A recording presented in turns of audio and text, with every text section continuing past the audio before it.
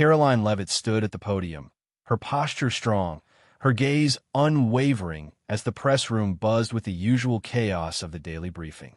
The air was thick with anticipation. This was no ordinary day. She could feel it. For weeks, Karoline had been subjected to pointed questions, sharp criticisms, and unrelenting scrutiny from the media. But today, something had shifted. Peter Alexander, NBC's White House correspondent, stood in the front row, ready to make his mark. Known for his cool, calculated demeanor, Peter had built his reputation on tough questions and sharp follow-ups. Today, however, he had prepared for what he believed would be the ultimate trap for Karoline. He'd watched her for weeks, waiting for a moment to expose what he viewed as the contradictions in the administration's stance on truth and accountability. He adjusted his microphone and leaned forward, locking eyes with Karoline as he prepared to fire his question. "Karoline," Peter began, his voice steady but dripping with challenge, "the president continues to spread misinformation to the American people. How do you defend the administration's repeated lies and the damage they've caused?" The room seemed to quiet. All eyes turned to Karoline as Peter's words hung in the air. This was the question he had been waiting to ask. It was pointed, it was direct, and it was designed to break Karoline's composure. But Karoline's expression didn't change. She didn't flinch. Her eyes met his with an intensity that made the tension in the room palpable. "Peter," she began, her voice calm, but with an edge of authority. "You and others in the media love to throw around the word misinformation, but you never seem to explain why your networks are so quick to spread half-truths and sensational headlines without all the facts." Peter raised an eyebrow. He had expected pushback, but not this direct of a response.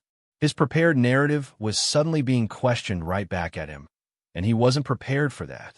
"You've spent years pushing a narrative, Peter," Karoline continued, her eyes never leaving his.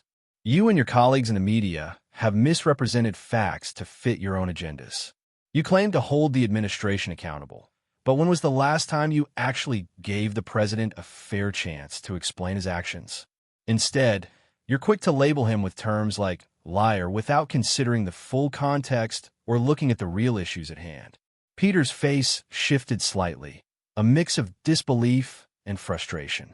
His grip on a microphone tightened as he leaned into the question further. "You're defending the president's actions when the facts are right in front of us. We're not talking about opinions here, Karoline.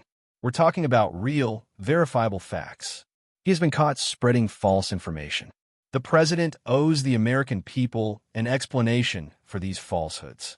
Karoline's gaze didn't waver. She took a deep breath before responding, her voice steady but sharp. "The facts, Peter, are that the media has consistently misrepresented this administration's actions, cherry-picking stories and presenting them in a way that supports their own biases. The president is not spreading lies.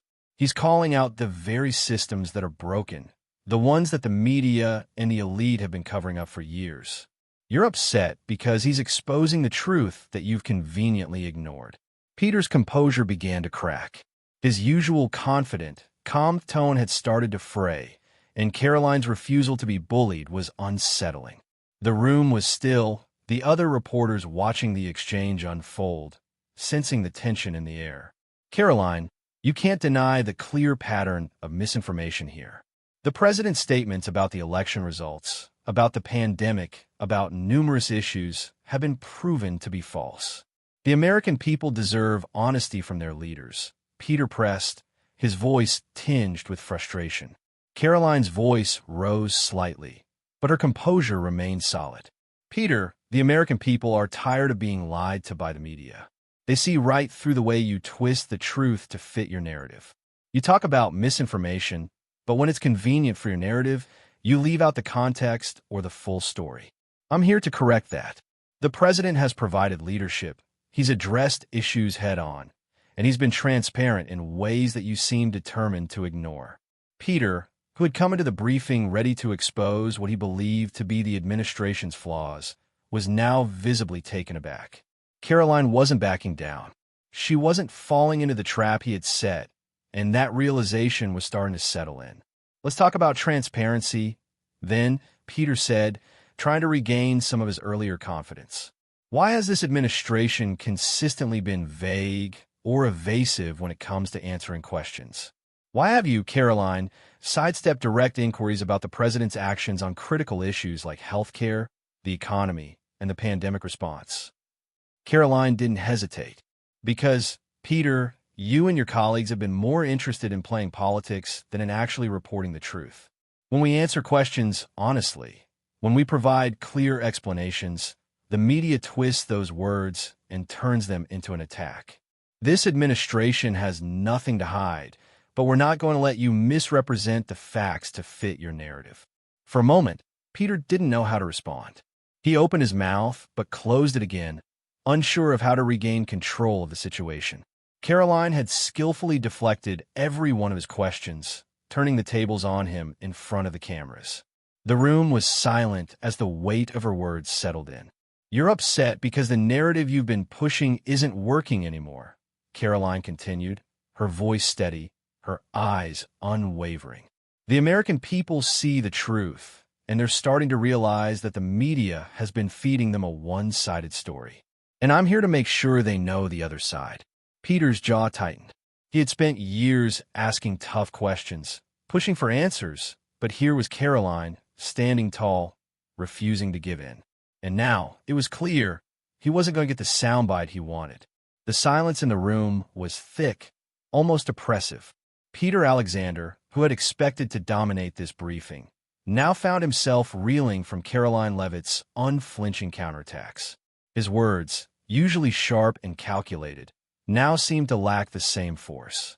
Karoline had turned the tables in a way he hadn't anticipated, and the weight of her responses lingered in the air, creating a palpable tension. For the first time in a long while, Peter was unsure of his next move. The other reporters were watching intently, sensing the shift. Some, who had come into the room skeptical of Karoline's ability to handle the heat, were now beginning to respect her unwavering stance. They could see how Karoline had not only deflected Peter's attacks, but had skillfully flipped the narrative. The tension in the press room hung like a thick fog, and Peter knew that he had to act fast before the momentum completely shifted. He adjusted his glasses, trying to regain his composure. "Karoline," he began, his voice a little more strained than before, "you talk about media bias, but let's not forget about the inconsistencies within your own administration. The president's actions speak louder than words, and his track record on handling the pandemic, for example, speaks for itself. How do you reconcile that with the public outcry?" Karoline's posture remained steady as she met his gaze. Her voice was firm, her confidence unwavering. "Peter, you keep asking the same questions, and I keep giving you the same answer. The president has acted in the best interest of the American people, and the media has chosen to misrepresent those actions time and time again. The pandemic was unprecedented, and every leader had to make difficult decisions. But the president took swift action to get the American people the resources they needed, from ventilators to vaccines. And yet, the media, including you, seems determined to ignore those facts." Peter's frustration grew.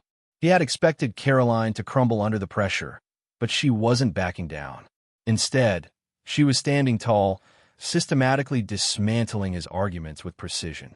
His usual tactics weren't working. This wasn't the easy target he had imagined. "You're spinning this, Karoline," Peter said, trying to maintain some semblance of control. "The facts are clear.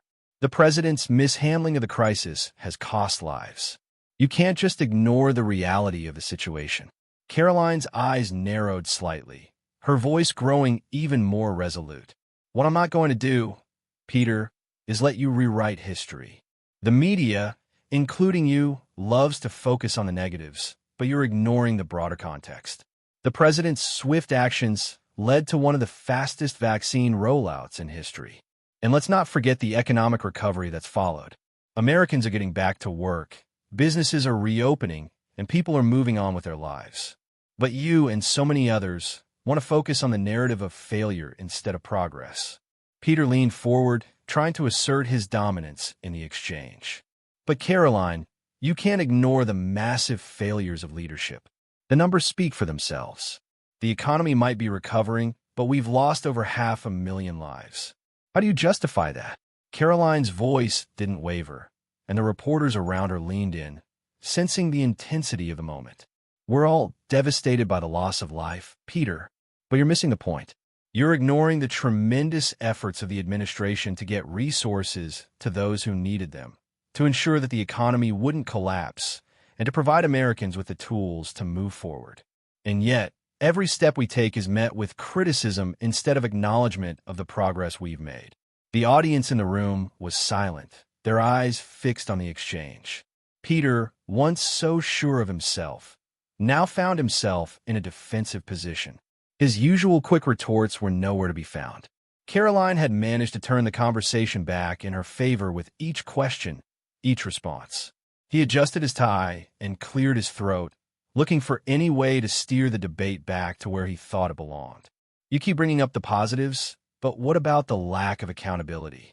Why hasn't the administration taken full responsibility for the mistakes made during the early stages of the pandemic? Karoline's lips curled into a small, confident smile. Peter, responsibility isn't about pointing fingers and assigning blame. It's about taking action, making difficult decisions, and moving forward. This administration has done that. The American people don't need more blame. They need leadership, and that's exactly what they're getting. Peter's frustration was evident now. His attempts to keep the narrative under control had failed. He had entered this briefing with the goal of exposing the administration's failures, but instead, he was being forced to defend his own questions. His usual approach wasn't working. Karoline had exposed the holes in his line of questioning, and the more he pressed, the more it became apparent that he had underestimated her. He shifted in his seat, realizing that this wasn't going to be an easy fight. Karoline Leavitt wasn't just a press secretary. She was a formidable communicator, someone who understood the stakes and had the ability to turn the media's narrative on its head. And in that moment, it was clear that Peter had met his match. He took a deep breath, tried to regain his composure for what felt like the 100th time that day. "You're right about one thing, Karoline," he said, his voice softening slightly. "The president has taken action. But the question remains, is it enough?" Karoline's eyes softened just slightly, but her resolve never wavered. "It's enough, Peter. The American people are watching, and they see the progress. They see the results. And that's what matters." The press room was still, and for the first time, Peter knew he had been outmaneuvered. Karoline had not only defended the president, she had flipped the narrative, and in doing so, she had made it clear who controlled the conversation. The press room was quieter than usual as the briefing came to a close. The cameras had stopped rolling, but the ripple effect of Karoline Leavitt's performance was still reverberating. The other reporters exchanged uneasy glances, sensing the shift in dynamics. Peter Alexander, who had entered the briefing with the goal of tearing down the administration's narrative, now found himself unable to regain the momentum he had lost to Karoline. The cool, calculated confidence he was known for had vanished, replaced by an air of frustration and disbelief. As the reporters slowly began to filter out of the room, Karoline stood at the podium, unfazed by the chaos unfolding around her. She had done more than just defend the president. She had exposed the bias and hypocrisy of the media, forcing them to confront the reality of their own actions. She wasn't just a press secretary. She had become the embodiment of resistance against the mainstream narrative. Her calm, composed demeanor had struck a nerve, and the media, for the first time in a long while, was on the back foot. Back in the media room, reporters who had followed Peter's questioning started to discuss the exchange, their voices a mixture of admiration and disbelief. Some were already talking about how Karoline had won the day, how she had deftly turned the tables on the narrative that Peter and the media outlets had been pushing. The viral video of the exchange was already circulating across social media, being shared by political commentators, pundits, and even average citizens who had watched the briefing unfold. Hashtag Karoline Exposes Acosta was trending, but now it seemed that her victory over Peter was just as significant. Meanwhile, Peter, still at his desk, was looking at the aftermath on his phone. The numbers were hard to ignore. The video of his defeat had gone viral.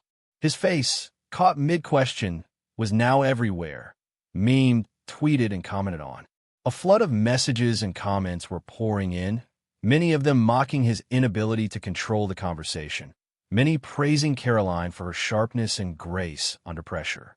The sheer magnitude of the public response hit him like a ton of bricks. The media had not only failed to get the soundbite it wanted, but it had been forced to confront its own biases, and Peter was at the center of that failure. Back at the White House, Karoline received a steady stream of congratulatory messages. Staffers within the administration praised her for her handling of the moment. Even the president sent a brief text. "Great job today. The people are with us." The contrast between the two worlds couldn't have been clearer. While Peter was faced with the reality of his own defeat, Karoline stood tall, knowing that she had successfully taken on the media and won. She had done more than just defend the president. She had exposed the media's constant distortion of the truth and turned it into a teachable moment for the public. Later that evening, Karoline sat down with a few close colleagues to review the briefing. They watched the viral video of her exchange with Peter again. This time, the group could not help but smile. She had done what many thought was impossible. She had faced one of the most prominent media figures in the country and emerged victorious.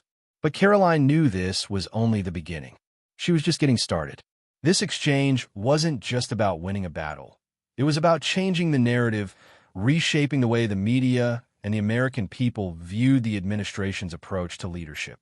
The following days saw the fallout from the briefing continue to make waves. More commentators weighed in, echoing the same sentiment.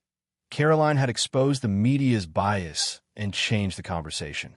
Peter, on the other hand, struggled to regain control. His credibility, once cemented by his reputation for tough, hard-hitting questions, was now in question. His defeat at the hands of Karoline had left him reeling, and his responses to the backlash felt forced and hollow. In the coming weeks, Karoline's viral moment continued to fuel the administration's narrative. The president's approval ratings saw a noticeable bump as Americans rallied behind her strong performance. They saw someone who wasn't afraid to stand up for them, someone who refused to let the media shape the conversation. Karoline's unwavering confidence, her ability to stand her ground in the face of aggressive questioning, had struck a chord with the public. Peter, on the other hand, found himself the subject of ridicule. While he had once been the media's darling, his failure to control the conversation with Karoline became a defining moment of his career. The media tried to spin a narrative, but it was clear Karoline had exposed the flaws in their reporting, and there was no going back. The public had heard Karoline's message loud and clear. They were tired of the media's one-sided reporting, tired of the constant negativity, and they were ready for change. Karoline Leavitt had given them that change. And as the cameras stopped rolling, as the lights dimmed and the briefings continued, one thing was certain. Karoline had won the battle. She had stood up to the media, exposed their biases, and in the process, proven that the truth was a weapon that could not be silenced.